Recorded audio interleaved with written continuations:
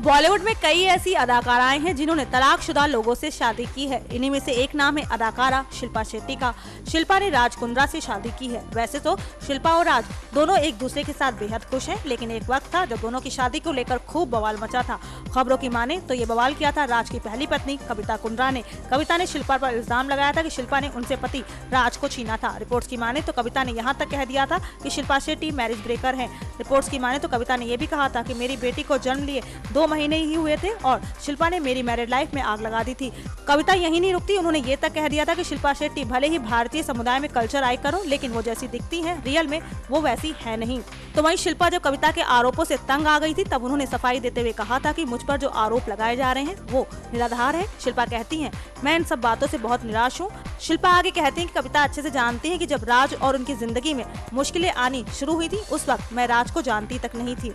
तो वहीं राज कुंद्रा ने भी इस मामले पर कविता के आरोपों का जवाब देते हुए कहा था कि शिल्पा का इस मामले से कोई लेना देना नहीं है, मेरी शादी 12 महीने पहले ही खत्म हो गई थी।